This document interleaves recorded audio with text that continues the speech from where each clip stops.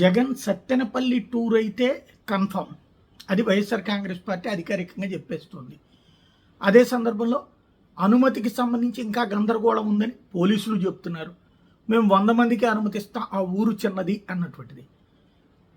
ఇంటికి ఆ ఊరికి వెళ్ళడానికి జగన్మోహన్ రెడ్డి ఒకడే వెళ్ళినా, 100 మందితో వెళ్ళినా, వెనకాల ఎగబడి జగన్ని చూడటానికి వచ్చేటటువంటి వాళ్ళు, ప్లస్ జగన్ వస్తున్నాడని తెలిస్తే పరిగెత్తుకొచ్చేటటువంటి వాళ్ళు, వాళ్ళని జగన్ ఎట్లా ఆపుతాడు?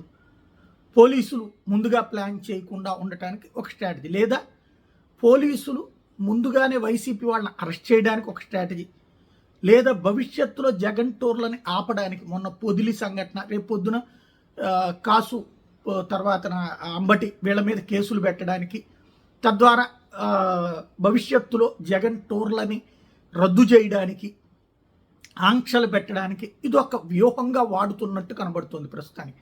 అయితే ఇది గ్రహించినటువంటి జగన్ కూడా మొండిగానే వెళ్ళడానికి ముందుకెళ్తున్నాడు. అందుకనినే వెహికల్స్ అయితే ఎక్కువ పెట్టరు, కానీ కార్యకర్తలందరూ తరలిరండి అంటూ కాసు మహేష్ చేసినటువంటి ప్రకటన చూస్తే అమీతుమీ తేల్చుకోవడానికి వైసీపీ సిద్ధపడుతోందన్నటువంటి అంశం స్పష్టంగా కనబడుతోంది. పల్నాడులోని ప్రతి వైఎస్ఆర్సీపీ కార్యకర్త నాయకుడు కదిలి రావాలి. బస్సు మీద వస్తానా, కారు మీద వస్తానా, ఆటోలో వస్తానా, బైక్ మీద వస్తానా, నడుచుకుంటూ వస్తానా, పాక్కుంటూ వస్తానా, ఖచ్చితంగా రేపు 10 గంటలకల్లా సత్తెనపల్లిలో ఉంటాడు మీ కాసు మహేష్ రెడ్డి అని తెలియజేస్తున్నాను. అలాగే ప్రతి కార్యకర్త నాయకుడు కూడా కదిలి రండి.